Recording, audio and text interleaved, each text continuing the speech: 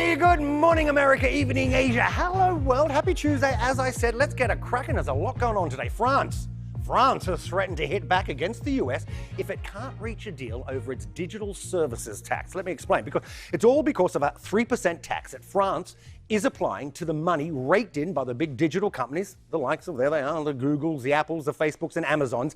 That tax came into effect in France on the 1st of January. Now, these tech companies only pay this tax only if they bring in about $840 million a year globally, with about 28 million of that of that being made actually in France, on French soil. About 30 companies are affected, but the US says it disproportionately affects American firms.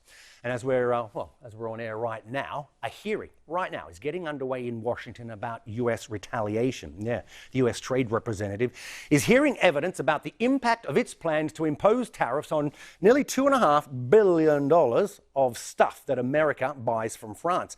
And the US is already warning of similar measures against other European countries, including the likes of Austria and Italy, whose versions of a digital tax, they also came in just last week. Okay, the pop-up is gone. Let's now have a quick listen to the French finance minister, who says his country will retaliate if talks don't work. The French tax is not discriminatory. It does not target any particular state or company.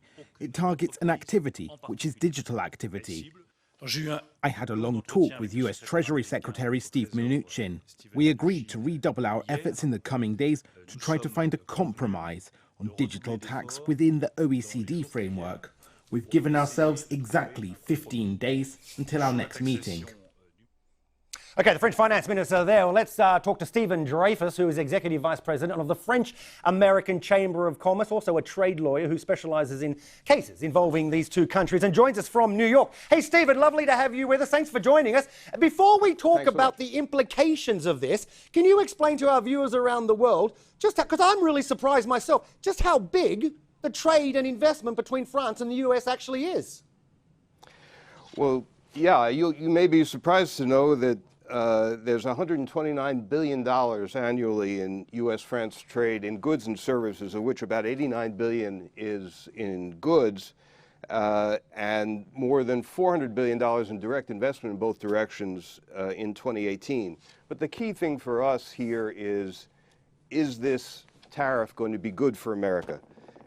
France creates about 730,000 direct U.S. jobs through its subsidiaries in the United States, and that doesn't even count all the many thousands more who are employed by other U.S. companies whose livelihood depends on French imports, including the imports that are talked about in these potentially 100% tariffs. So if we the impact is going to...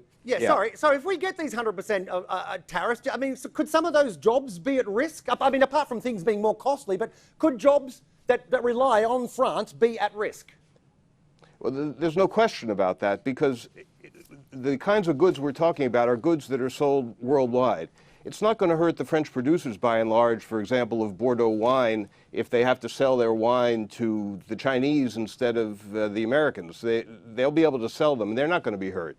People who are going to be hurt are the Americans, the ordinary Americans, who have to put food on the table and pay their mortgages and live all around the country, and vote, by the way, who are not going to be able to support themselves, and they work in small and medium-sized American companies who are just not going to be able to survive if these tariffs really go into effect. Now, the question is it just a ploy? Is it just, as we've seen in the past, a threat designed to be abandoned later? And that's what the discussions, I think, between the two finance ministers are about.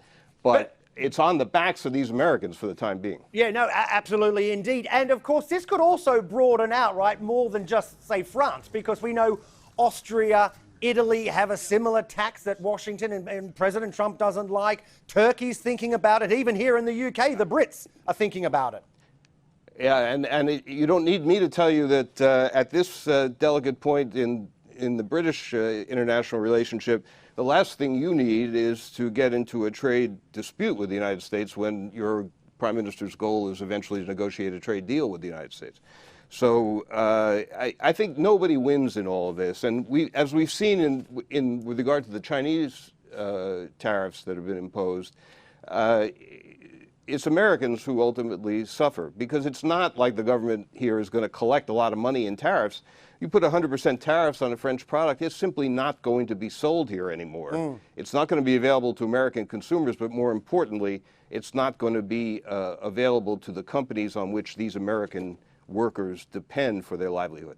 Well, let's hope that these talks bring some resolution and we don't go that far with tariffs. But Stephen, we appreciate your time. Thanks so much for joining us live from New York. Stephen Dreyfuss joining us there. Okay, hey, let's talk about this, because it really